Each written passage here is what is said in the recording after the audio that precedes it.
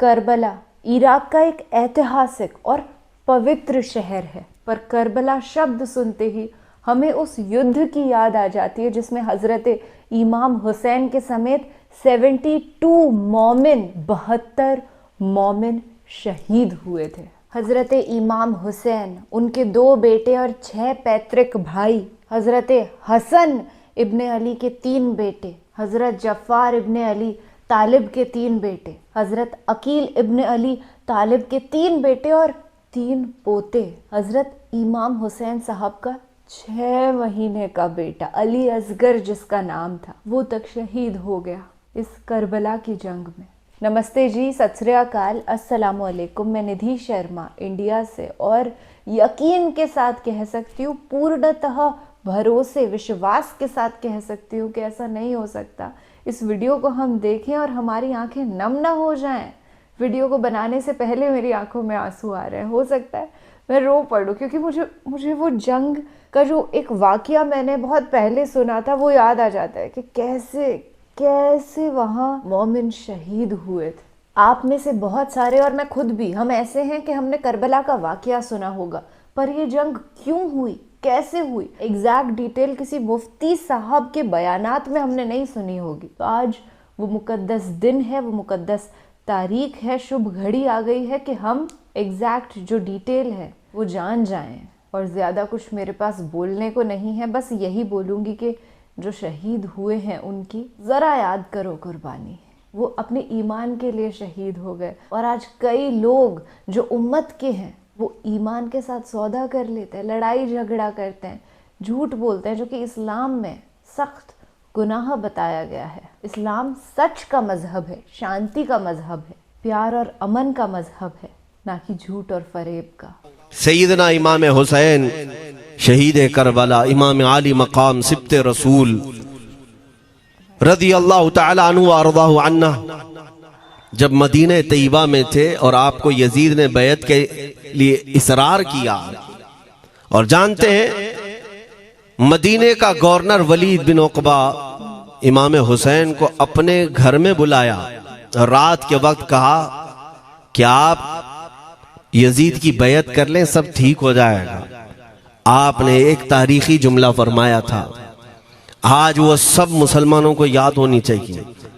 इमाम हुसैन ने ये नहीं कहा मैं हुसैन रसूलुल्लाह का नवासा यजीद की बैत करूंगा फासिक व फाजिर की, ये नहीं कहा आपने। तवज्जो चाहता हूं, आपने ये नहीं फरमाया, बल्कि ये फरमाया मुझ जैसा उस जैसे की बैत कैसे कर सकता है। ये क़यामत तक आने वालों के लिए मैसेज है, हुसैन जैसा कभी भी यजीद जैसे की बैत नहीं कर सकता, और ना ही वैसों की ताकत को वो मान सकता है। और अल्हम्दुलिल्लाह हमारी माओ ने बचपन से हमें हुसैन को ही सुनाया है, यजीद को नहीं। इसलिए आज अगर किसी तख्त पर यजीद बैठा हो तो हमें डर नहीं लगता इस बात का कि वो गर्दन उड़ा देगा, हमें इस बात का खौफ नहीं लगता कि फांसी पर चढ़ा देगा। हमें इस बात का यकीन है कि अगर हमारे टुकड़े भी हो जाएंगे तो इंशाअल्लाह हमारी रूहें करबला जरूर पहुंचेंगी, इमाम हुसैन के साथ क़यामत के दिन उठाए जाएंगे, हक बात करते हुए अगर दुनिया से जाएं। अजीज़ान गिरामी वक़ार, मैं तारीख की चंद झलकियां आपके सामने रखूंगा। मुझे हुक्म भी हुआ है, बहुत जल्दी वक्त खत्म हो जाएगा, समेटना है। मैं चंद मिसालें आपके सामने रखता हूं। ताकत किसे कहते हैं, कुव्वत किसे कहते हैं। जिम में जाकर बॉडी बनाने वाला ताकतवर है, काजू बादाम खाने वाला ताकतवर है, मुक्के मारने वाला ताकतवर है। कौन है ताकतवर, ताकत किसे कहते हैं? मेरे अजीजों, असल ताकत तो ये है कि तुम इस्तेमाल अपने हाथ पैर कुछ भी ना करो, लेकिन खलबली दूसरों में मची रहे। ये असल ताकत है, ये रब ताला की तरफ से दी हुई होती है इनाम में।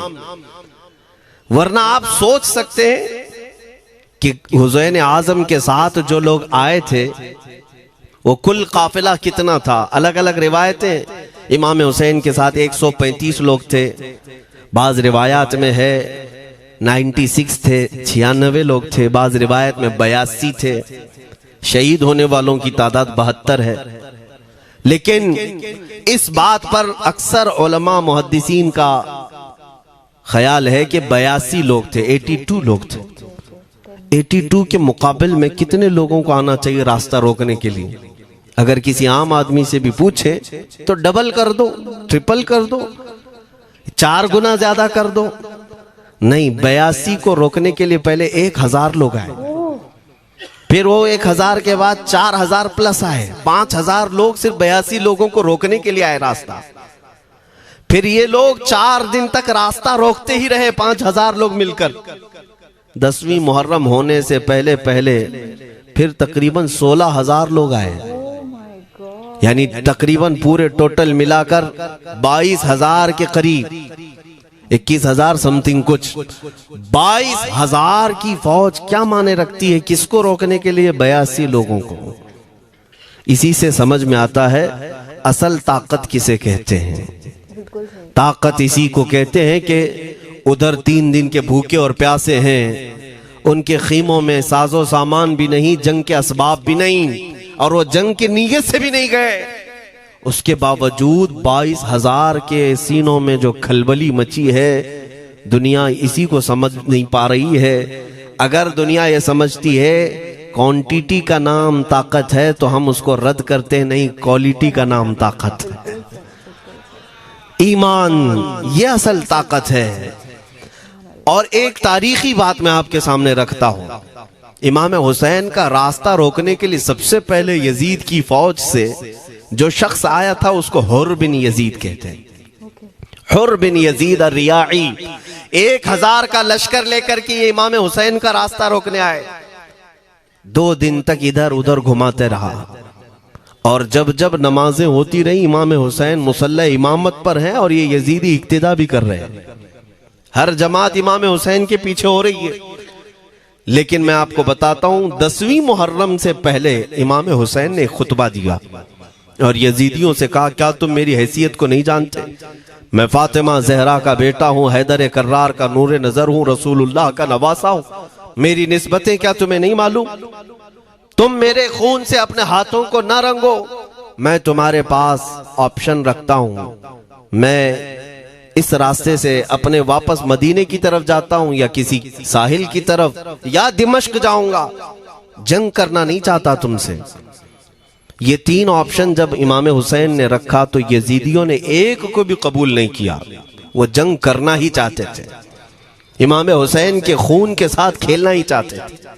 लेकिन जो हुर बिन यजीद है, तवज्जो चाहता हूं, जो खुद इमाम हुसैन का रास्ता रोकने के लिए आया, उसके दिल में ये बात आई और उसने आकर के 10वीं मुहर्रम को यजीदियों से कहा, मियां मान लो हुसैन की बात, 3 में से कोई एक बात मान लो, हम जंग नहीं करना चाहते, वो रसूलुल्लाह के बेटे ही तो हैं। तो सारे जो सिपह सालार बड़े बड़े थे, अमर बिन साद, शिमर वगैरह, हुर बिन यजीद से कहने लगे, तुझे कौन कहता है फैसला करने के लिए? तू सिपाही है, 1000 की नफरी तेरे साथ दी गई है, बस अगर तुझे हमारे साथ रहना है तो मैदान में जमा रह, वरना चला जा, तू सुलह की बातें मत कर। हुर बिन यजीद उसी दिन 10वीं मुहर्रम को उन यजीदियों से कहता, अच्छा अगर तुम मेरे इस बात को नहीं मानते तो तुम्हारी सिपह सालारी तुम्हें मुबारक, मैं हुसैन के खीमे में जा रहा हूं। जो यजीद की तरफ से आया था वो किधर चला गया? मौला हुसैन के खीमे में। कब?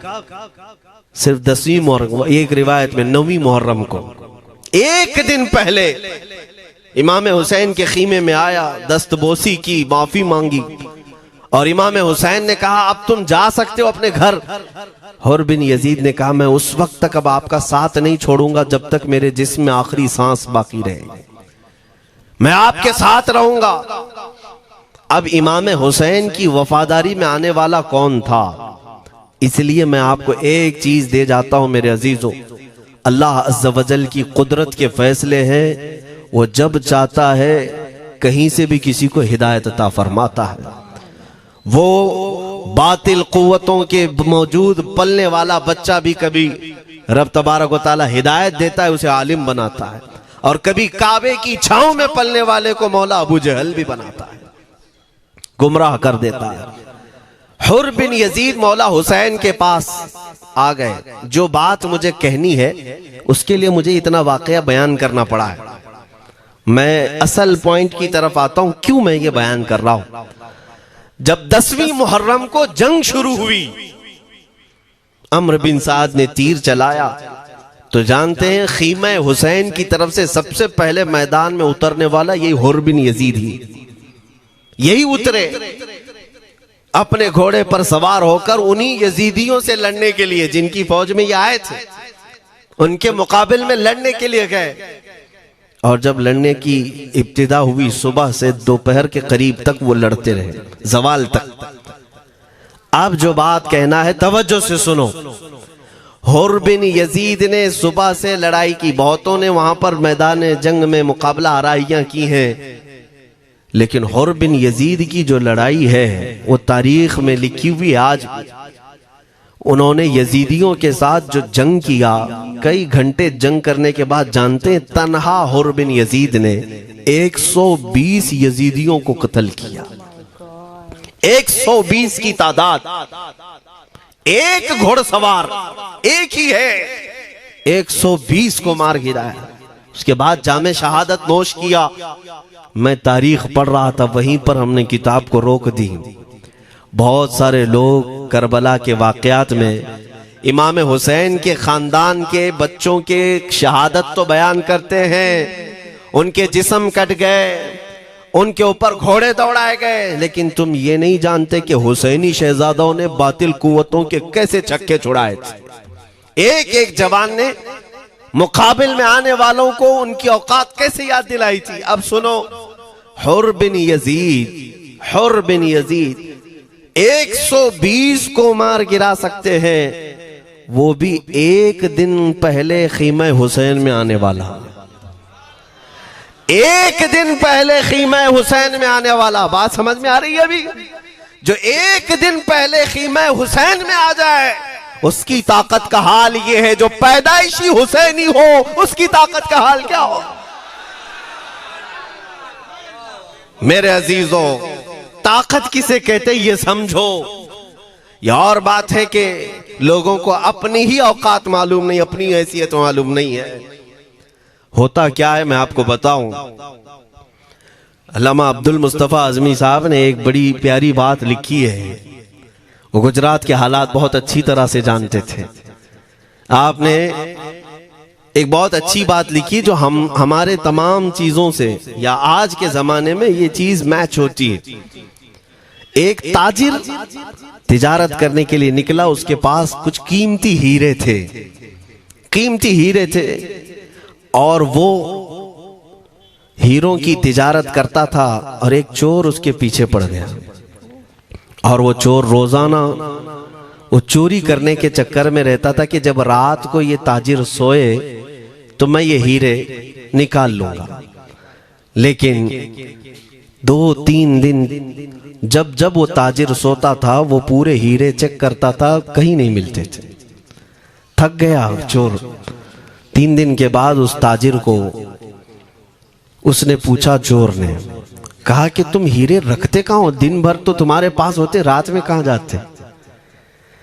तो उस ताजिर ने कहा, अकल का अगर तू इस्तेमाल करता तो तुझे बात समझ में आती। रोजाना मैं तेरे ही जुब्बे में रात को ये हीरे रखकर खुद सो जाता था। वो अपना नहीं तलाश करता, इसका तलाश करता। बिला तशबीह बिला तमसील। मेरे अजीजों, तुम्हारे पास जो ताकत है तुम्हें उसका अंदाजा नहीं। तुम जो मोहब्बत मुस्तफ़ा सल्लल्लाहु अलैहि वसल्लम की शमा अपने सीने में रखते हो, मौला करीम का वादा है तुम्हारे साथ, काना हक्कन अलैना नस्रुल मोमिनीन। रब ताला फरमाता, हमने अपने ऊपर लाजिम कर लिया है कि ईमान वालों की मदद करें। और हमने मदद देखी है, रब ताला की मदद देखी है।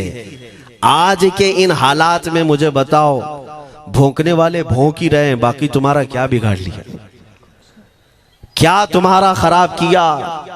बस ये है कि तुम अपने अंदर खलबली मत मचाओ और ज्यादा खौफ और हिरास में मत जियो। अल्हम्दुलिल्लाह मुसलमान है, मोमिन है, किसी चोर कौम से तुम्हारा रिश्ता नहीं है। तुम दुनिया की उस अजीम कौम हो जो सिर्फ और सिर्फ अपने रब ताला के हुजूर झुकती है और अपने रब तबारक व ताला के हुजूर ऐसे झुकती है। मैं चैलेंज के साथ कहता हूं, पूरी दुनिया में कोई कम्युनिटी, कोई कौम ऐसी नहीं है जो अपने खुदा को देखने के बाद ही झुकती है। जिसकी भी जाओ उनके उनके खुदाओं की तस्वीर वहां पर सामने होती तभी झुकते हैं।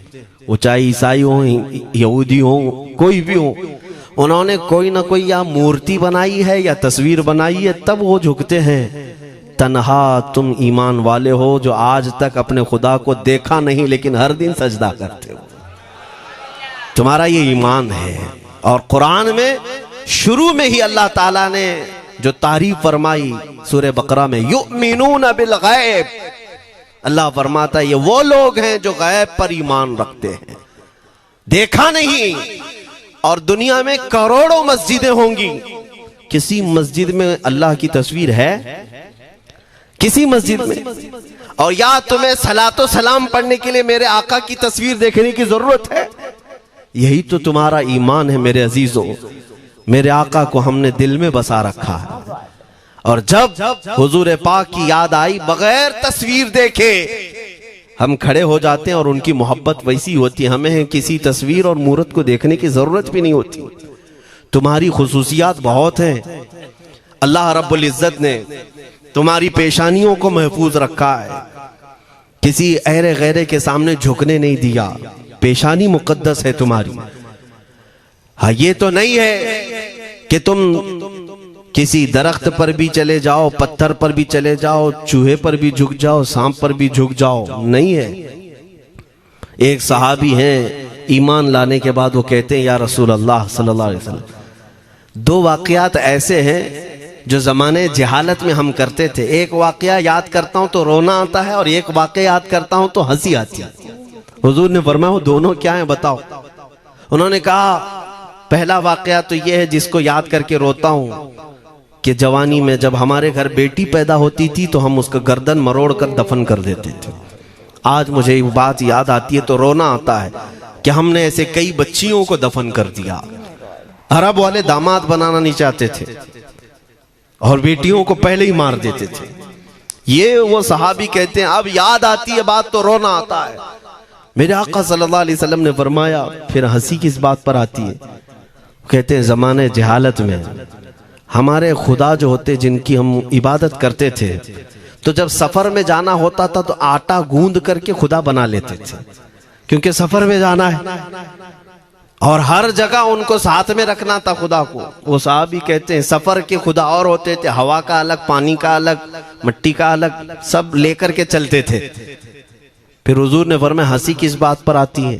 वो कहते हैं बीच रास्ते में अगर खाना खत्म हुआ तो कभी खुदा का हाथ तोड़ के खाते थे, कभी पैर तोड़ के खाते थे। अरे मेरे अजीजों 1400 साल बाद आज जब आप हंस रहे हैं उस सहाबी को तो इस बात पर हंसी आती होगी। मैं ये बात सिर्फ इसलिए अर्ज कर रहा हूं कि शुक्र मनाओ अल्लाह रब्बुल इज्जत का कि तुम्हें रब तबारक व तआला ने उस कौम में पैदा किया है जिसका माथा सिर्फ वहदहू ला शरीक की बारगाह में झुकती है। तुम ईमान वाले हो। और मैंने आयत यही तिलावत की खुतबे में, वला तहीनु वला तहज़नु व अंतुमुल अअलौना इन कुंतुम मुमिनीन। घबराओ मत, परेशान मत हो, तुम सबसे ज्यादा सरबुलंद रहोगे अगर तुम ईमान वाले हो। ये कुरान की आयत है। ईमान किसे कहते हैं? ईमान किसे कहते हैं? यानी अल्लाह ने फरमाया अगर तुम ईमान वाले हो तो सबसे ज्यादा कामयाब हो। अब हम पूछते हैं रसूल पाक से ईमान किसे कहते हैं? मेरे आका की जुबान से सुनो, ला युमिनु अहदुकुम हत्ता अकूना अहब्बा इलैहि मिन वालिदिही व वलदिही वन्नासी अजमईन। हजरत अनस से रिवायत है, हुजूर पाक सल्लल्लाहु अलैहि वसल्लम फरमाते हैं तुम में से उस वक्त तक कोई कामिल ईमान वाला नहीं हो सकता जब तक अपने वालिदैन, अपने बच्चे, अपने और सारे इंसानों से ज्यादा मैं उसके नजदीक महबूब ना बन जाऊं। हुजूर से कामिल मोहब्बत जब तक ना करोगे तब तक ईमान भी कामिल नहीं है। खुलासा कलाम यही है कि मोहम्मद से वफा तूने तो हम तेरे हैं, ये जहां चीज है क्या लौह कलम तेरे हैं। बस इसी बात पर आपको आना है। इकबाल भी ये कहता है, मैं जर्मनी गया, यूरोप का सफर किया, वहां की तरक्कियों को देखा और वो लोग बहुत आगे बढ़ रहे थे। मैं इसीलिए सफर किया कि मैं वहां तहकीक करके आऊं, देखूं, अपनी कौम को आकर के मैं बताऊं मुसलमानों को कि किस फील्ड में तुम जाओगे तो कामयाब होंगे। साइंस में, फिजिक्स में, ज्योग्राफी में, केमिस्ट्री में, मैथ्स में, कौन सी फील्ड में तुम जाओगे तो ज्यादा माहिर होगे। कई साल इकबाल ने वहाँ की खाक छानी, तहकीकात किया और वापस जब आया अपनी कौम की तरफ, अल्लामा इकबाल कहते हैं, मैं सारी दुनिया वहाँ की यूरोप की छान करके आया, यही देखने गया था कि मेरी कौम किस मैदान में उतरे तो कामयाब होगी। तो लोगों ने पूछा, क्या वो तुम्हें राज मिल गया? वो कहते, हाँ मुझे राज मिल गया। लोगों ने पूछा किस मैदान में उतरे? तो इकबाल कहता है, मैं तो राज को पहुंचा, अपनी कौम को बताता हूं, तुम्हारी तरक्की का राज सिर्फ इतना ही है कि मोहम्मद से वफा तूने, कि मोहम्मद से वफा तूने तो हम तेरे हैं, ये जहां चीज है क्या लौह कलम तेरे हैं। सारी कामयाबी का असल राज मेरे आका से बेइंतहा मोहब्बत है। मैं दीनी शख्सियात की बात अपनी जगह पर, जो जिसको आप दुनियावी उलूम कहते हैं, लाओ मैथ्स का कोई बहुत बड़ा माहिर रियाजीदान या कोई साइंटिस्ट आपको ऐसा लगता हो, लाओ मेरे आला हज़रत इमाम अहमद रजा फाजिल बरेलवी के सामने। जानते हैं आप, उस आला हजरत फाजिल बरेलवी ने 55 उलूम पर अपनी तहकीकात लिख दी हैं। बाकी जानते कितने थे वो अल्लाह ही बेहतर जाने। एक बात मैं आपको बता रहा हूं, मैथ्स में, मैथमेटिक्स में उनके पास ऐसी ऐसी इजादात थी। एक किताब आला हजरत ने लिखी है ज्योमेट्री पर, आज के बच्चे जो कॉलेज पढ़ते हैं वो जानते होंगे। ज्योमेट्री की भी कई उसमें अक़साम लिखी गई हैं और आला हजरत ने एक किताब लिखी है कश्फुल इल्ला अन सिमतिल क़िबला, क़िबला पहचानने का इल्म। तुम तो आज वो कंपास लेकर के पहचानते हो ना, अब तो मोबाइल में आ गया, मोबाइल को घुमाओ, इधर दिखा रहा उधर, उधर दिखा रहा उधर क़िबला। मेरे अजीजों, इस्लाम मशीनों से नहीं चलता है। इसका सेल चला गया तो क्या तुम्हारा इस्लाम चला जाएगा? इसकी बैटरी चली गई तो क्या तुम्हारा दीन चला जाएगा? नहीं, इस्लाम मुकम्मल कवायद और जवाबित के साथ है। सारी मशीनें खत्म भी हो जाए, इस्लाम ने तुम्हें कायदे बनाकर दिखाए हैं, प्रैक्टिकल। ये क़िबला पहचानने का इल्म होता है। शहर का तूलुल बलद, अर्जुल बलद देखना होता है।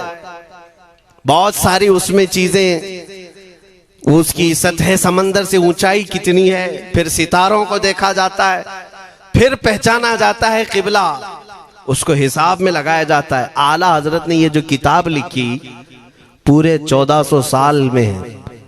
आला हजरत की ये किताब जिसमें 10 कायदे खुद उन्होंने इजाद किए, उनसे पहले किसी ने नहीं लिखी, खुद उन्होंने इजाद किए। और उसके बाद आला हजरत ने चैलेंज के साथ कहा कि मैंने, फकीर ने ये 10 कायदे इजाद किए हैं, इस पर कोई अमल करके क़िबला पहचानना चाहे तो उस पर अमल करके खड़ा हो जाए। अगर हिजाबात हटा दिए जाएं तो काबा उसकी नाक के सामने होगा। आला हजरत ने लिखा है काबा ऐन उसकी नाक के सामने होगा। परफेक्ट कायदे उन्होंने लिखे। ये कायदे कहां से आए? हिसाब, मैथमेटिक्स।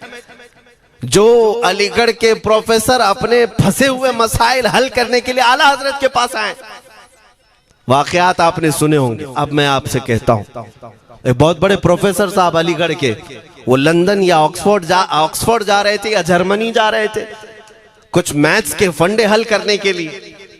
आला हजरत के खलीफा ने उन्हें मशवरा दिया कि चले मौलाना अहमद रजा साहब बरेली में रहते हैं, उनसे बात कर लेंगे।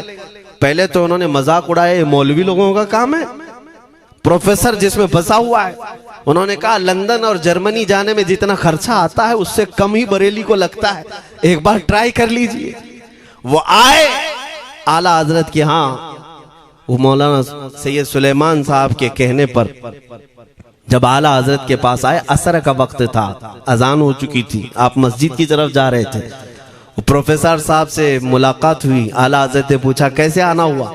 उन्होंने कहा एक बहुत पेचीदा मसले में फंस गया हूं, मैथ्स का, रियाजी का, हिसाब का हल नहीं होता, इसके लिए मैं बाहर का सफर कर रहा था। आपके शागिर्द मौलाना सुलेमान साहब ने कहा कि आपसे मिलने। आला हजरत ने कहा दिखाएं क्या मसला है। उन्होंने कहा इतने शॉर्ट टाइम में ये हल नहीं होगा, नमाज के लिए आप जा रहे हैं। आला हजरत ने फरमाया फिर भी दिखाओ। आला हजरत को उन्होंने वैसे ही खड़े दिखाया। देखते ही आला हजरत ने उंगलियां रखी और कहा इसका यहां से, इसका यहां से, फलां का यहां से, इस तरह आप लगा करके देख ले, मैं असर की नमाज से फारिग होकर आता हूं।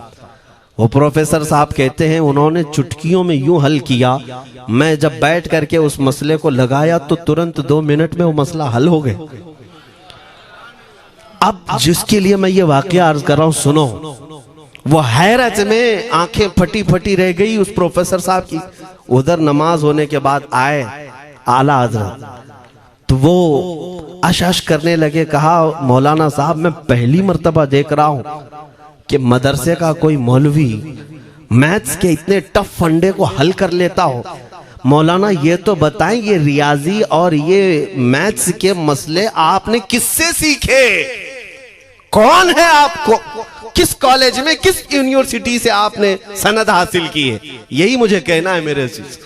अब आला हजरत का जवाब सुनो। कहते हैं जनाब मैंने अपने वालिद से सिर्फ प्लस माइनस और मल्टीपल के मसले सीखे, जमा, नफी और ज़रब हमारे वालिद साहब ने बस इतना ही सिखाया। और उस वक्त बचपन में मुझे मंतिक, फलसफा, ये सब किताबें पढ़ने का शौक था। मैं हिसाब के, ज्योमेट्री के ये किताबें लेकर बैठा। मेरे वालिद आए, देखा, पूछा अहमद रजा क्या पढ़ रहे हो। मैंने दिखाया ये मंतिक है, फलसफा है या हिसाब की किताबें हैं। मेरे वालिद ने वो किताबें अपने हाथ में ले ली और कहा जा रसूलुल्लाह की हदीसें पढ़, सदक़े में सारे इल्म दे दिए जाएंगे। आला हज़रत फरमाते हैं उसके बाद मैंने अपनी जिंदगी मेरे मुस्तफा के कदमों में लगा दी। ये जो आप देख रहे हैं ये मेरे मुस्तफा के कदमों से छन कर मुझे मिला है। बस बात समझ जाओ, ताकत इसी को कहते हैं। नबी पाक सल्लल्लाहु ताला अलैहि वसल्लम से बेइंतहा मोहब्बत करने वाला वो दुनिया के किसी मैदान में भी तन्हा नहीं होता, तन्हा नहीं होता। अजीजा ने गिरामी वक़ार, मैं इस बात की तरफ आपको ले जाता हूँ। एक सहाबी हजरत सलमा बिन अकवा रदियल्लाहु ताला, इनको राजिलु रसूलिल्लाह कहा जाता है। हुजूर सल्लल्लाहु अलैहि वसल्लम के ऐसे सिपाही जितने गज़वात में गए, जितनी जंगों में गए, कभी घोड़े पर नहीं बैठे, पैदल। और वह ऐसा पैदल चलते थे कि कोई घोड़ा भी उनके साथ नहीं पकड़ पाता उनको जब वो भागते थे। घोड़ा भी अपनी तेज रफ्तारी के बावजूद उन्हें नहीं पकड़ पाता। उनको लक़ब मिला था राजिलु रसूलिल्लाह, चल करके सफर करने वाला रसूलुल्लाह का सिपाही। एक बार ऐसा हुआ, एक बनु कार्रा का शख्स जिसका नाम अब्दुर्रहमान है, ये मुनाफिक था, खबीस था।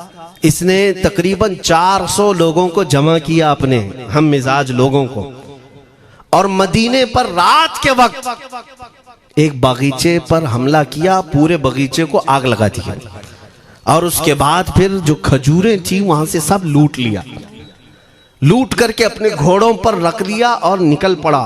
उस वक्त सिवाय हजरत सलमा बिन अकवा के कोई नहीं था।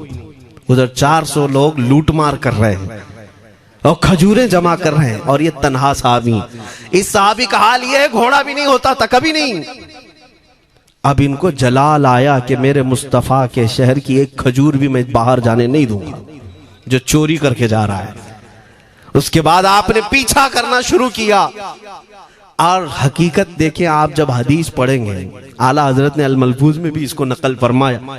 जब तक मैं ये हदीस पढ़ रहा था इतनी हंसी भी आती है और उनकी इस बहादुरी पर दिल खिल जाता है और सीना चौड़ा होता है कि वो अकेले किस बात पर भाग रहे थे, उनके पीछे 400 लोगों के पीछे भाग रहे। अच्छा, कोई ये कहे कि नादान आदमी है, 400 लोगों को नहीं देख रहा, अकेला भाग रहा है। हो सकता है इनको कोई कह दिया हो लेकिन मुझे हैरत उन 400 पर हो रही है जो एक से डर के भाग भी रहे थे। वो भी भाग रहे हैं, एक दौड़ा रहा है और 400 भाग रहे हैं। वो अब्दुर्रहमान कारा का रहने वाला कारी भागा जा रहा है और सबसे कह रहा है सलमा बिन अकवा से अपनी अपनी जान बचा लो। इसीलिए मैं कहता हूं ये बुज़दिल कौमें हैं, मेरे मुस्तफा के गुलामों का मुकाबला करने की सकत नहीं रखती जिसके सीने में इश्क़ मुस्तफा हो। 400 भागते रहे और ये भगाते रहे बहुत दूर तक। जब हज़रत सलमा बिन अकवा भागते थे तो घोड़े भी पीछे पड़ जाते, और आप जैसे जैसे कोई घोड़सवार आता उसकी टांग पकड़कर खींचते और उसकी गर्दन पर पैर रखते, फिर आगे निकल पड़ते थे। न जाने कितनों को उन्होंने तन्हा अपने हाथों से गिराया, कोई मुकाबला करने को तैयार नहीं। गिराते भी हैं और उनकी गिरी हुई खजूरें जमा भी करते हैं कि मुझे मदीने वापस ले जाना है। उस सहाबी को मैं पढ़ता हूं, अजीजा ने गिरामी खजूरें जमा करते रहे और उन्हें भगाते रहे। आखिर में वो 10-10 की टुकड़ियों में बदल गए। वो अब्दुर्रहमान कारा का रहने वाला कहने लगा एक साथ मत भागो, ये अकेले सबको भगा रहा है, 10 इधर जाओ 10 उधर जाओ 10 उधर जाओ। जालिमों, पलट कर मेरे मुस्तफा के गुलाम का मुकाबला करके देखते हैं, लेकिन किसी से नहीं हुआ। वो पहाड़ की चोटियों में चले गए। हज़रत सलमा बिन अकवा पहाड़ पे भी चढ़ने लग गए। तो अब्दुर्रहमान कारा वो कहता है वहीं से चीख करके, सलमा बिन अकवा तुमको क्या चाहिए, क्यों पीछा कर रहे हो? कहा मैं शहरे रसूल की एक खजूर भी जब तक तुम्हारे पास होगी पीछा करता रहूंगा। उसने वहीं से अपने सारे साथियों को पुकार कर कहा सारे लोग खजूरें फेंक दो, अपनी जान बचा लो। सबों ने खजूरें दे दी। हज़रत सलमा बिन अकवा पूरी खजूरें जमा की, कितनों को रोनते हुए वापस आने लगे। जानते हैं एक सहाबी और है हज़रत अबू कुतादा, जिनको फारिसु रसूलिल्लाह कहा जाता है। उनका घोड़ा दौड़ता हुआ, उनको दौड़ाता हुआ हज़रत अबू कुतादा उस पर हैं और 10 लोग और साथ हैं। वो हज़रत सलमा बिन अकवा की मदद के लिए आ गए। जब वो आए तो ये अक्सर को तो गिरा चुके थे, खजूरें ले भी चुके थे। हज़रत अबू कुतादा 10 सहाबा के साथ जब आए, हज़रत सलमा बिन अकवा की और मदद हो गई। अब ये मदीने आने लगे तो तवज्जो चाहता हूं। हज़रत सलमा बिन अकवा ने पूछा मैं तो अकेला दौड़ा रहा था, कोई मुझे न देखा था न ये वाकई की किसी को खबर थी, तुम यहां तक कैसे आए? तुमको किसने भेजा मेरी मदद के लिए? मुसलमानों याद रखो, मेरे मुस्तफा की वफादारी में जब कोई निकलता है तो कहां से मदद आती है अंदाजा भी नहीं होता। हज़रत सलमा बिन अकवा ने उनसे पूछा अबू कुतादा से, तुम आए कैसे? हज़रत अबू कुतादा ने जो जवाब दिया वो और ताज्जुब का था। कहा हमने नहीं देखा, हमको मालूम भी नहीं तुम किसके साथ गए हो, हमें ये वाकया भी नहीं मालूम, लेकिन हम अपने खीमे में बैठे थे, हमारा ये घोड़ा दौड़ता हुआ है, ये घोड़ा दौड़ता हुआ आया और दोनों पैर बार बार उठा करके हिनहिनाने लगा। मेरा घोड़ा ऐसा कभी करता नहीं, वो जिहाद में जाने वाला घोड़ा है, फरमाबरदार है। अबू कुतादा ने उसको सहलाया लेकिन फिर भी वो खामोश नहीं हुआ। हज़रत अबू कुतादा कहते मैं पहचान लिया, वो अपनी पीठ पर मुझे सवार करना चाहता है। मैं इसकी पीठ पर बैठ गया। मेरे साथी भी ताज्जुब में थे, इतनी वक्त गुजर जाने के बाद घोड़े को न भूख लगी है न प्यास लगी है, ये कहां ले जा रहा है? अबू कुतादा कहते ये घोड़ा है जो तुझ तक हम सबको ले आया है। हज़रत सलमा बिन अकवा ने कहा हाँ मुझे याद है, जब मैं उन 400 को दौड़ा रहा था तो तुम्हारा घोड़ा मुझे देख रहा था। पता ये चला दुनिया का हर जानवर भी मेरे मुस्तफ़ा का वफादार है।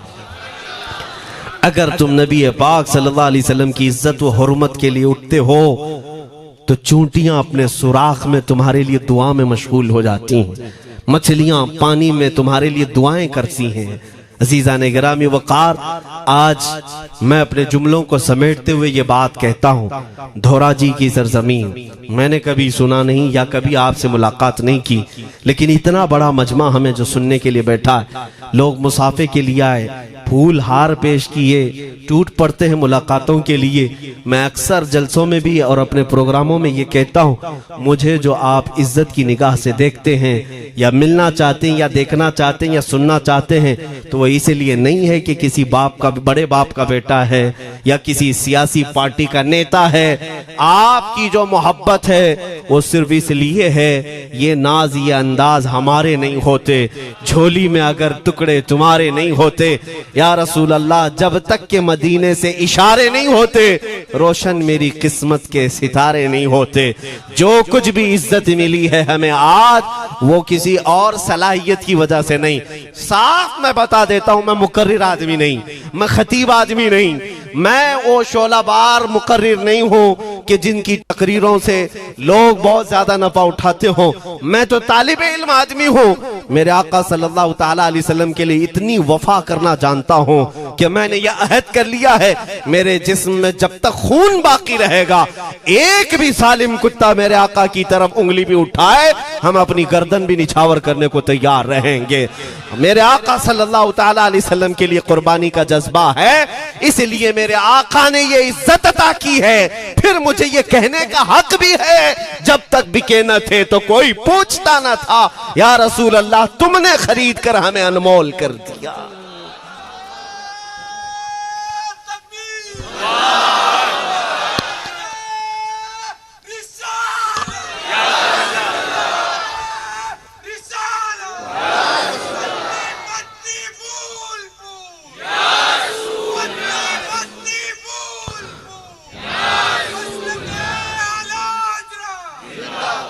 मेरे अजीजों, इस बात पर आज तुम्हारा इत्तिहाद होना है, आज तुम्हारा इत्तिहाद होना है। मैंने काफी इलाकों के दौरे की और देख लिए। लोग जो कहते हैं हम बिखरे हुए हैं, बटे हुए हैं, टुकड़ों में हैं, लेकिन मैंने सबको देखा, यकीनन फिरकों में भी बटे हैं, सिलसिलों में भी।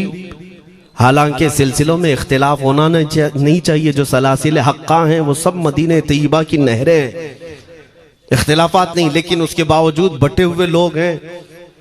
एक दूसरे से मुसाफा नहीं करना चाहते, एक दूसरे के पीछे नमाजें नहीं पढ़ना चाहते, जो खाली सुन्नी होकर भी, ईमान वाले होकर के भी।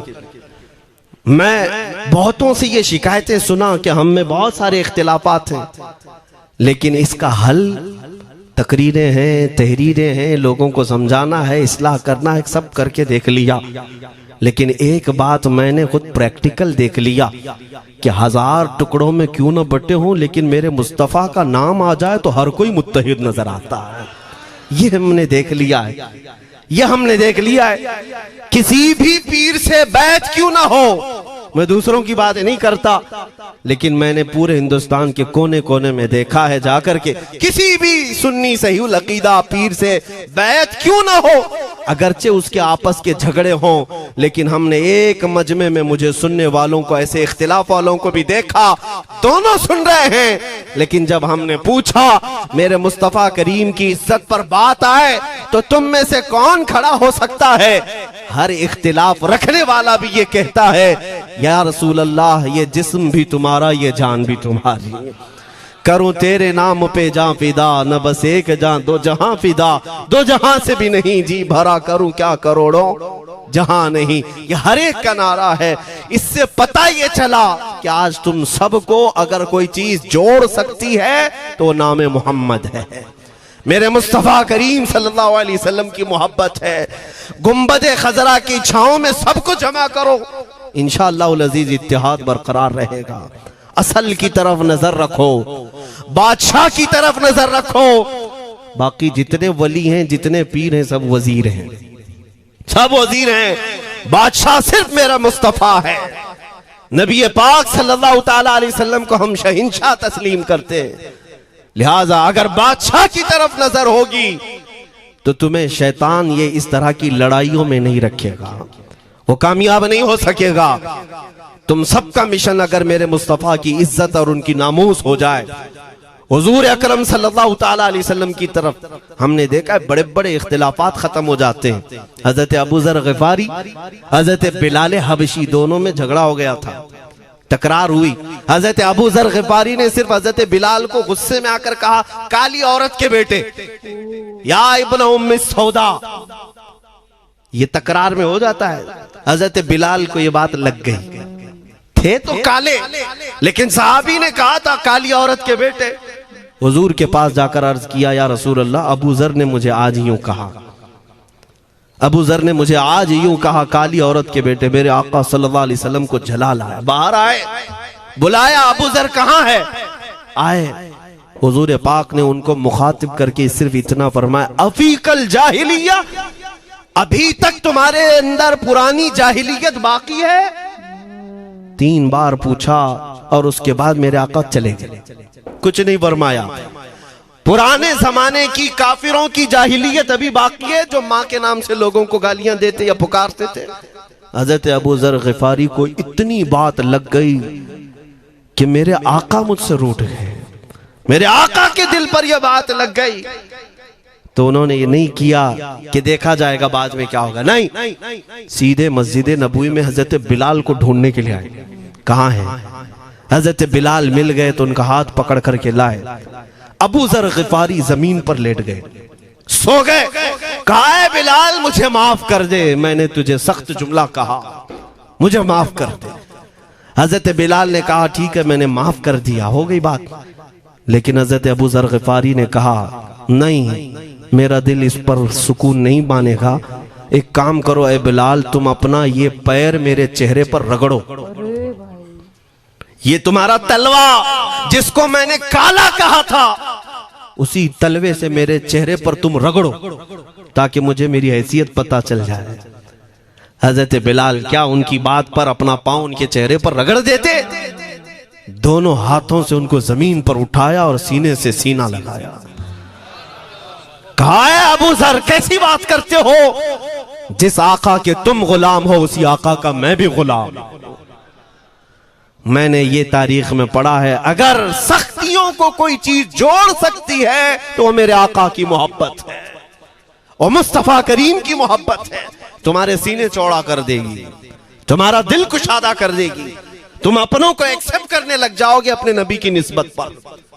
हाँ एक बात याद रखें, मैं ये सिर्फ मेरे आका की निस्बत वालों के लिए कह रहा हूं, बाकी हमारा अकीदा तो ये है नबी से हो जो बेगाना उसे दिल से जुदा कर दे, पिदर मादर बिरादर जानो माल उन पर फिदा कर दे। हम उसको मानते ही नहीं, चाहे बापों की माँ हो जो मेरे नबी को नहीं जानता, जो मेरे आका की अजमत को नहीं पहचानता, मैं उनके बारे में नहीं कहता। हाँ हमारे एक उस्ताद बुजुर्ग उन्होंने फरमाया था कि बेटा बात करने का लहजा नरम रखना हमेशा। बहुत सारे लोग हमारी तकरीरों को अभी अभी जो सुनते हैं वो कहते हैं बहुत कड़क बोलते हैं, सख्त बोलते हैं। मेरे अजीजों पिछले 15 साल से करते हैं हम तकरीरें, अखलाकियात पर, तसव्वुफ पर बहुत सारे नरम अंदाज में गुफ्तगू करने के हम आदी थे। वो सब नहीं देखते, लेकिन जहां हम थोड़ा सा चीखते हैं या गरज के साथ बोलते हैं वो बहुत जल्दी किसी को लगती है और कहते हैं आप बहुत कड़क लहजे में कहते हो। 90% हमने नरम लहजे में बात किया है, लोगों को अखलाकियात सिखाया है। चोरी, जिना, डकैती, सूद, शराब, इन सब की मजम्मत पर बयानात हमने रिकॉर्ड किए। वो सब नजर नहीं आता, लेकिन सख्त जुमले बहुत जल्दी नजर आते। लेकिन ये मैं क्यों करता हूं वो भी आपको बता दूं। हमारे एक बुजुर्ग उस्ताद ने फरमाया, कहा कि बेटा नरम गुफ्तगू करने की आदत रखना, इसलिए कि मेरे आका सल्लल्लाहु अलैहि वसल्लम की सुन्नत है नरमी से कलाम करना। लेकिन एक बात याद रखना, जिंदगी भर नरमी से बात करो, लेकिन मुस्तफा करीम सल्लल्लाहु अलैहि वसल्लम की एहानत या दुश्मनी किसी में देखो तो फिर न तुम्हारी जुबान मीठी होनी चाहिए, न दिल नरम होना चाहिए, न दिमाग ठंडा होना चाहिए। हाँ ये ईमान का तकाजा है। हम जो सख्त बात करते हैं लोगों को ऐसा लगता है कि इतना कड़क नहीं बोलना चाहिए। तुम्हें पता भी नहीं हज़रत उमर फारूक कितना बोलते थे। हाँ उमैर बिन वहब एक शख्स था जो हुजूर के कत्ल का इरादा करके आया था मक्का से। सफवान नाम का एक और शख्स, उमैर नाम के 2 लोग हतीम काबा में बैठकर मीटिंग करके आए, क्योंकि सफवान का बाप जंग बदर में मारा गया था, उमैर का बेटा जंग में कैदी होकर हुजूर के पास कैद था। दोनों का प्रॉब्लम सेम था। दोनों लोग हतीम काबा में बैठ करके फैसला करते हैं। सफवान ने कहा मैं तुझे बहुत पैसे दूंगा, एक तलवार को जहर में बुझा कर जाओ मदीने और मोहम्मद का कत्ल करके आओ सल्लल्लाहु अलैहि वसल्लम। उमैर बिन वहब तलवार छुपा करके मदीने आया, लेकिन जिस वक्त वो आया हजरत उमर फारूक चंद सहाबा के साथ मस्जिद नबवी के बाहर खड़े थे। देखते ही उसकी गर्दन में जो है ये गमछा डाला, रुमाल, और कहा खुदू हादल कल, पकड़ो इस कुत्ते को। ये हजरत उमर की जुबान से निकलेंगे, कहते हैं पकड़ो इस कुत्ते को। यही वो है जो बद्र के अंदर मैदान बद्र में मक्का वालों को भड़का रहा था जंग पर हुजूर के खिलाफ, यहाँ मदीने में आया है, पकड़ो इसको। हजरत उमर बाहर ही सब कर देते, लेकिन कहा कि मैं हुजूर से पूछ के आता हूँ इसका करना क्या है। मेरे आका के पास गए, कहा या रसूल अल्लाह, वो शैतान कुरैश आया है, कुरैश का शैतान आया है, उमैर बिन वहब, और मुझे लगता है वो बुरी नीयत से आया है। हजरत उमर पहले ही भांप रहे हैं, मुझे लगता है वो बुरी नीयत से आया है, क्या करना है आप हुक्म फरमाए। मेरे आका ने फरमाया उमर उसको अंदर ले आओ। उमैर बिन वहब को वैसी गर्दन में वो गमछा डाल के घुमा के अंदर ले आए मस्जिद नबवी में। हुजूर ने पूछा, हजरत उमर से कहा छोड़ दो। जब अंदर आया तो पूछा हुजूर ने, क्यों आए उमैर? अब वो झूठ बोलने लगा, कहा मेरा बेटा आपके पास कैदी है, खैर खैरियत पूछने के लिए आए और क्या है। मेरे आका ने फरमाया सच सच बताओ क्यों आए हो। उसने फिर कहा मैं अपने बेटे की खैरियत मालूम करने आया हूं, और क्यों आया हूं। हुजूर ने फरमाया खैरियत मालूम करने आए तो तलवार लेके क्यों आए हो। उसने तलवार दिखाने के लिए फेंक दिया, कहा इस तलवार का क्या होना है। तलवार तो हमारे पास बद्र में भी थी, लेकिन पता आप ही के साथ थी। बड़ी बड़ी बातें करने लगा। मेरे आका को जलाल आया और कहा उमर वो बात क्यों नहीं बोलते जो तुम सफवान के साथ काबा के हतीम में बैठकर करके आए हो। मदीने में बैठा रसूल खाने काबा में होने वाली गुफ्तगू को सुन रहा है। दूर और नजदीक के सुनने वाले वो काने लाले करामत पे लाखों सलाम। ये हदीस मौजूद है, सही हदीस है। इसी हदीस के तर्जुमानी करते हुए हम तो ये अकीदा रख ही सकते हैं ना, हम यहाँ से पुकारें वो वहां से सुने, मुस्तफा की समाअत पे। हाँ, ये अकीदा बरेली वाले का जो है वो अपने पेट का अकीदा नहीं, ये सहाबा का अकीदा है। मेरे अजीजों, जब मेरे आका ने फरमाया वो बात बताओ जो हतीम काबा में करके आए हो, अब थर थर थर कांपने लग गया। इससे इस रसूल से क्या छुपाएं जो हतीम काबा में तन्हाई में होने वाली मीटिंग को भी जानता हो। कहा अब मैं क्या बताऊं जब आपको सब मालूम है। अब मैं जो कहना चाहता हूं वो ये है, अशहदु अन्नका मुहम्मदन रसूलुल्लाह, मैं गवाही देता हूं कि आप मोहम्मद अल्लाह के रसूल हैं सल्लल्लाहु अलैहि वसल्लम। ईमान ले आए। अब सुनिए मेरे अजीजों, ईमान लाने के बाद हुजूर पाक सल्लल्लाहु अलैहि वसल्लम ने तलकीन फरमाई कि अब इस्लाम पर कायम रहो, ईमान पर बरकरार रहो। कत्ल करने के लिए आया, मेरे मुस्तफ़ा का गुलाम बन गए। अब उसके बाद हजरत उमर क्या कहते हैं, हजरत उमर जो गमछा गले में डाल के अंदर लाए थे, अब गले में हाथ डालकर बाहर ले जाते हैं। और बाहर जो साथी खड़े थे उन सबको मुखातिब करके कहते हैं लोगों सुनो। हजरत उमर के अल्फाज सुने, कहते हैं थोड़ी देर पहले ये जो शख्स तुम देख रहे हो, मुझे खिंजीर इससे अच्छा लगता था। अल्लाह, ये लफ्ज भी है, वल्लाही इन्नी लअहब्बु खिंजीरन मिन हाज़ा। कहते हैं कि इससे बेहतर मैं खिंजीर को समझता था क्योंकि ये दुश्मन रसूल था। लेकिन अब सुनो ऐ लोगों, अब मेरे सगे बेटे से ज्यादा मुझको ये अजीज है, इसलिए कि मेरे आका का गुलाम। यही ईमान है, यही ईमान है। अजीज़ान गिरामी, खुलासा कलाम मेरी बात का यही है, मोहम्मद की मोहब्बत दीन हक की शर्त अव्वल है। इसी में हो अगर खामी तो सब कुछ नामुकम्मल है।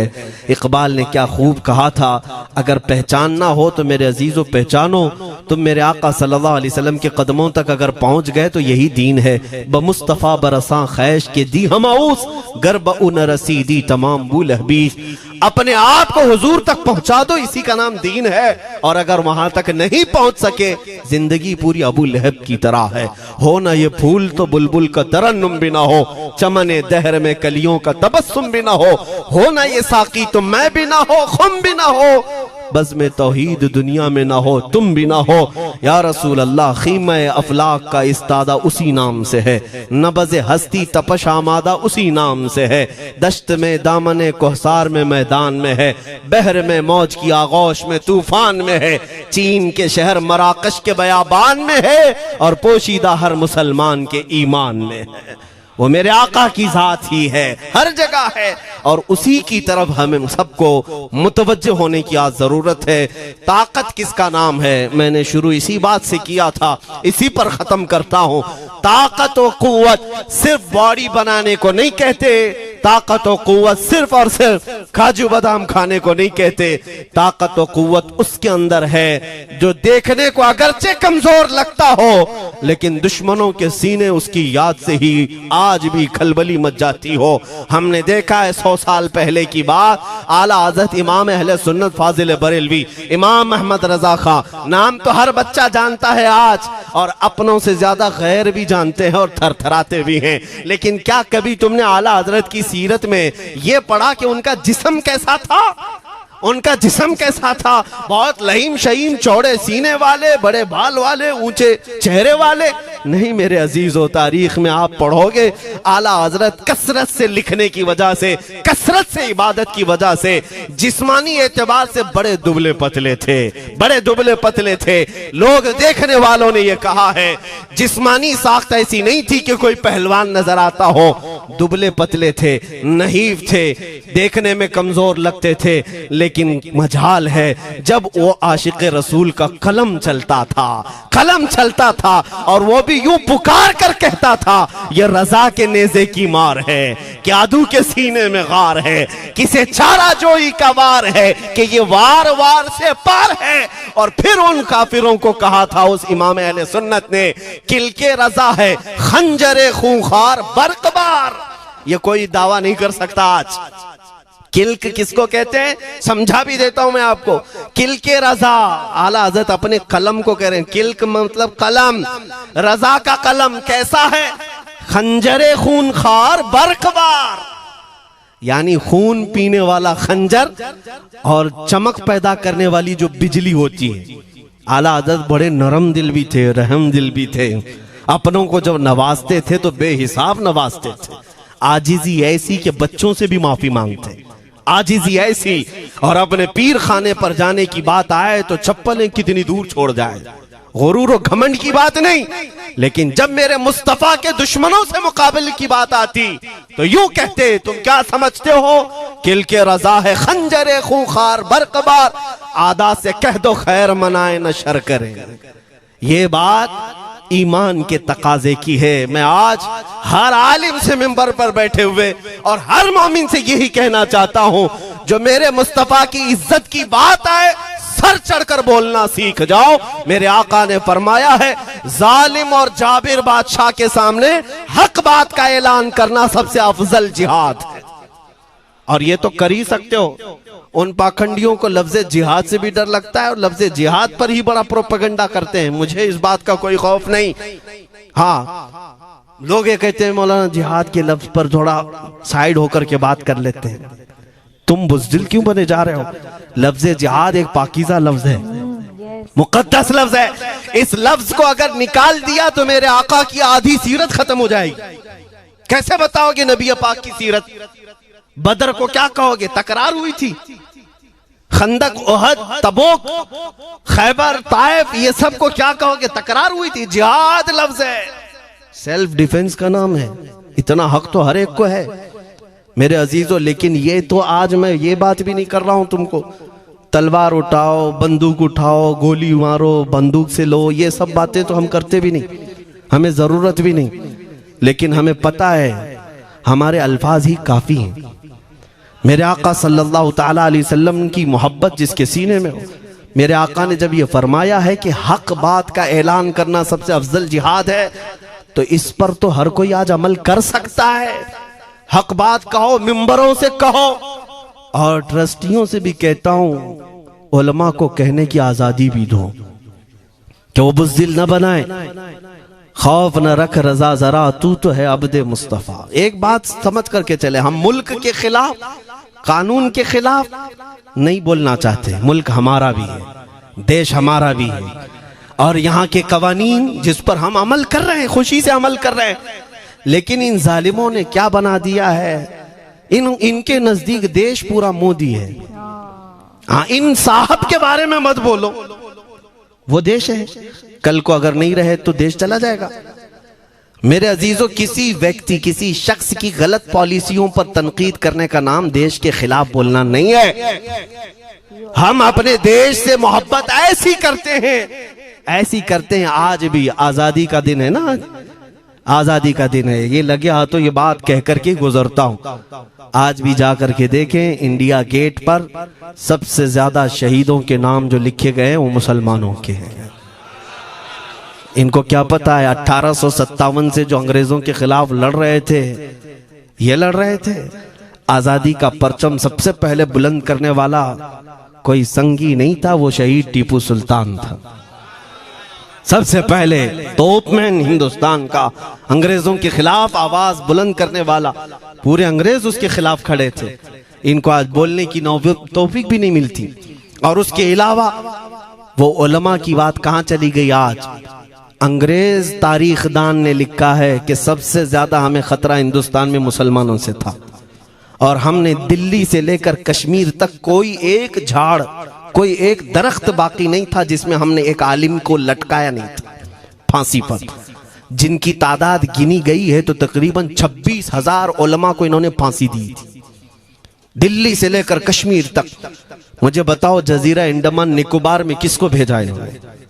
मौलाना फजल हक खैराबादी, इनायत अहमद काकोरवी, ये तमाम वो लोग हैं। अल्लामा इनायत अहमद काकोरवी, जिनकी किताब आज तकरीबन हर मदरसे में पढ़ाई जाती है, इल्म उस्सिक़ा। ये किताब यहाँ चटाई पर बैठकर लिखी हुई नहीं, उस जेल की दीवारों पर लिखी हुई किताब। उसको पढ़ करके आज बच्चे आलिम बनते, हम भी पढ़े। ये वो लोग हैं जिनको सिर्फ और सिर्फ हक बात कहने की बुनियाद पर जिंदगी भर जेल में डाल दिया गया। आज ढूंढ करके निकालो मौलाना फजल हक खैराबादी का मजार कहाँ है, और अंडमान निकोबार में, जहां काला पानी की सजा दी जाती थी। किफायत अली काफी का नाम सुना है मेरे अजीजों? ये नाम का जिक्र आना तो हक बनता है आज की रात जरूर। मुरादाबाद शहर का वो आलिम रब्बानी, वो सिर्फ और सिर्फ मुजाहिद आजादी नहीं बल्कि फना फिर रसूल भी था। आप इसी से अंदाजा लगा लें, आला हजरत जैसा आशिक, हदायके बख्शिश लिखने वाला, आला हजरत के अशार तो पता है ना, इमामुल कलाम कहते हैं। आला हजरत की नातों को इमामुल कलाम कहते हैं। सारे कलामों का इमाम आला हजरत की नाते हैं। पढ़ करके देख लो, वजद आ जाए हुजूर की नाते। लेकिन उस आला हजरत से पूछा गया, आप किसकी नाते पसंद करते हैं? आला हजरत फरमाते हैं, मैं सिर्फ दो ही लोगों की नाते सुनता हूं, या तो हसन रजा बरेलवी की या अल्लामा किफायत अली काफी की। आला हजरत जिसकी नाते सुनते हो, इसी से अंदाजा कर सकते हो किफायत अली काफी कौन थे। मैं अक्सर जगहों पर इनका तस्करा करता हूं ताकि बच्चों के जहनों में ये बात मुंतकिल हो जाए। अब मैं आपको बताऊं, उनकी जुबान में अल्लाह ने वो ताकत दी थी कि वो जब इश्क़ रसूल पर बोलते थे तो हजारों का मजमा रोने लगता था, उनकी तरफ आ जाते। और अंग्रेजों को ये बात कतान पसंद नहीं थी। उन्हें कई तरह से गिरफ्तार करने की कोशिश की गई। आखिरकार एक मुनाफिक के जरिए से मौलाना किफायत अली काफी को गिरफ्तार करने के लिए अंग्रेज आए। कितने जानते हैं? 3,000 लोग आए एक आलिम को गिरफ्तार करने। हमेशा कुत्ते झुंड में ही आते हैं। हाँ, मॉब लिंचिंग भी जो है ना, कुत्ते झुंड में ही करते हैं। किफायत अली काफी रहमतुल्लाह अलैह को गिरफ्तार करके ले गए दारुल इमारत में। अंग्रेजों ने रात के वक्त किफायत अली काफी के कपड़े खोले और उनके जिस्म पर गर्म इस्त्री फेरी। इस्त्री से पूरा दागते थे, और जब चमड़ी जल जाती थी तो उस पर नमक छिड़कते थे। हफ्ता भर तक अल्लामा किफायत अली काफी को उन्होंने ये दर्दनाक सजाएं दी।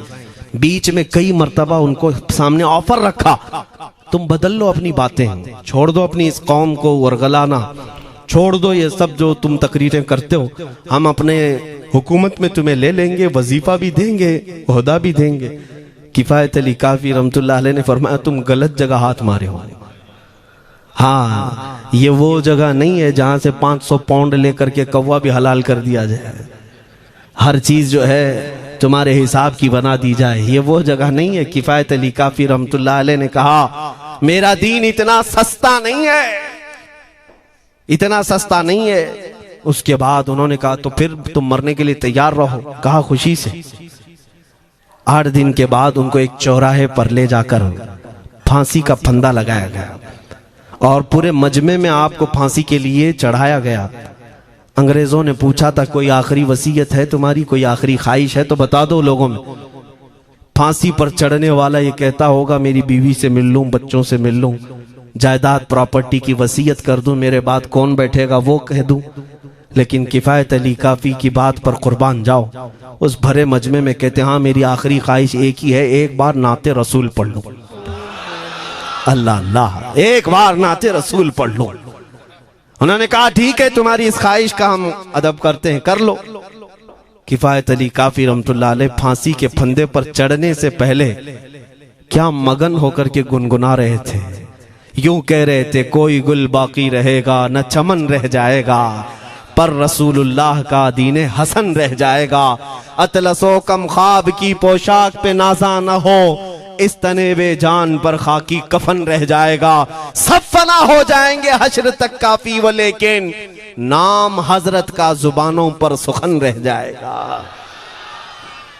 ये नाते पाक गुनगुनाते हुए चढ़ गए फांसी के फंदे पर। लोगों ने देखा फांसी तो लगी लेकिन लबों पर उसी तरह की मुस्कुराहट थी। क्यों? ये राज है मेरे अजीजों, मरने वाला ही जानता है। फंदा बाद में लगता है, आमिना का लाल पहले तशरीफ लाता है। मौत का दर्द उसे क्या होगा जो जमाले मुस्तफा देख रहा हो, मेरे आका सल्लल्लाहु ताला अलैहि वसल्लम की तरफ महव हो। अब सुनो, मैं ये बात क्यों कह रहा हूं, तुम इन बातों से घबराना नहीं, इन बातों से डरना नहीं कि कल को अगर आपके मिंबर पर बैठकर खिताब करने वाला ये आपका गुलाम मर जाता है, कट जाता है, कोई मुझे मार देता है, तो इस बात का यकीन रख लेना दीन रुकेगा नहीं। और मेरे आका सल्लल्लाहु अलैहि वसल्लम के नामूस और उनकी इज्जत में कोई कमी आने वाली नहीं। हमारे मर जाने से कुछ नहीं होना है। इसलिए कि हर सुन्नी बच्चा जानता है इस्लाम जिंदा होता है हर करबला। हम मरने के बाद इस बात का यकीन रखते हैं अगर हमारी मौत हो गई इस रास्ते में तो इस्लाम की आबियारी होगी, इस्लाम और फूलेगा फलेगा। और हुआ यही। किफायत अली काफी को फांसी का फंदा देकर 8 दिन तक जश्न मनाया था अंग्रेजों ने। जब मौलवी चला गया जो लोगों को तकरीर करता था, हजारों का जमा करता था, हुजूर अकरम सल्लल्लाहु अलैहि वसल्लम की मोहब्बत की बातें करता था, चला गया, हमने फांसी दे दी। लेकिन इन जालिमों को मालूम नहीं मेरे खुदा का कानून क्या है, कुदरत खुदाबंदी का कानून क्या है। मुरादाबाद शहर में ये किफायत अली काफी को 1857 के पहले फांसी दे रहे हैं और उसी साल मुरादाबाद के करीब बरेली शहर में अल्लाह ताला अहमद रजा पैदा कर रहा है।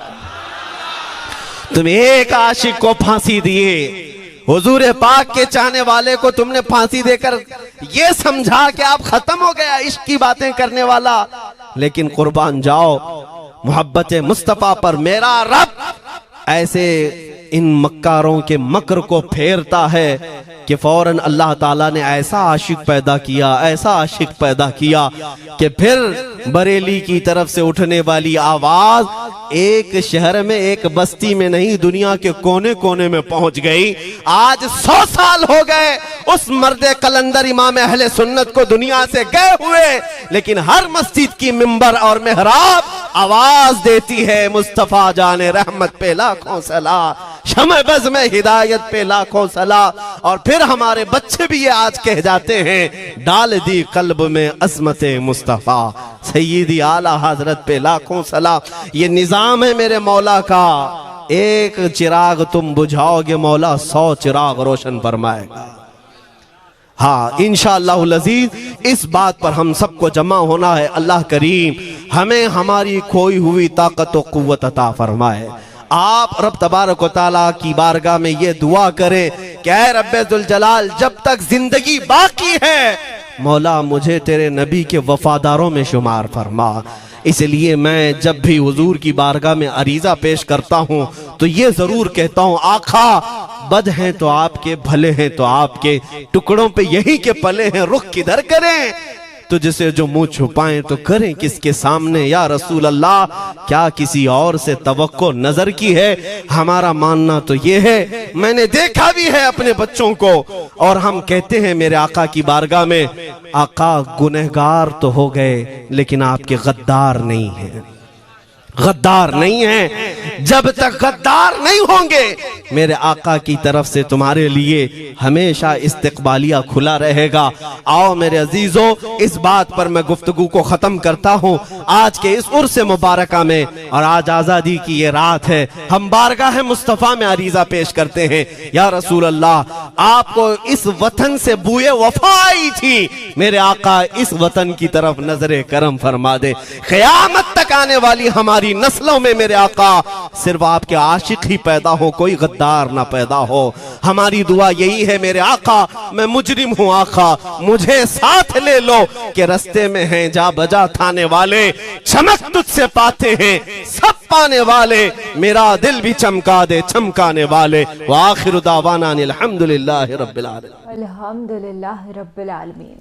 स्टार्टिंग में ही मैंने कह दिया था कि इस वीडियो के अंदर करबला का जो वाकया हुआ था उसका एक नया डायमेंशन हमें देखने मिलेगा, और बेशक मिला भी। हम हमेशा गमगीन हो जाते हैं सोच करके कि करबला में कैसे शहीद हुए वो 72 मोमिन, पर आज हमने सोचा कि उन्होंने कितनी बहादुरी से वो जंग लड़ी। हजारों की तादाद में उनसे सामने लड़ने के लिए आए, जबकि वो मात्र 82 थे। और अल्लाह के दीन की कुछ ऐसी ही करामात है कि जितना उसको दबाते हैं वो उतना ही उभर के, निखर के, उजागर होकर के सामने आता है। तो आज जो इस्लामोफोबिया फैल रहा है ना, उतनी ही तेजी से इस्लाम फैल रहा है। Islam is the fastest growing religion in the whole world. कोई डरने की, घबराने की बात नहीं है, खुश हो जाने की बात है।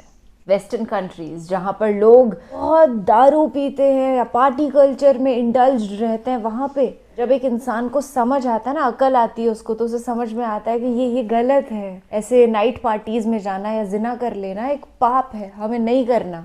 हम एक अच्छी साफ सुथरी जिंदगी बिताना चाहते हैं, वो इस्लाम कबूल कर लेते हैं। मुफ्ती सलमान अजहरी साहब ने हमारे दिलों को भी, हमारी रूहों को भी जोश जज्बे से भर दिया है। अब तो कलमा ला इलाहा पढ़ने को दिल करता है, और हम पढ़ते भी बेशक, ला इलाहा इल्लल्लाह मुहम्मदुर रसूलुल्लाह। फ़िलहाल के लिए आपसे लेती हूँ इजाज़त। ख्याल रखिएगा अपना और अपने सभी घर वालों का, खुश रहिएगा। हम मिलते रहेंगे ऐसे ईमान आफरोज़ कर देने वाले वीडियोज़ के साथ। शब्बा खैर, शुभ रात्रि, अल्लाह हाफिज़।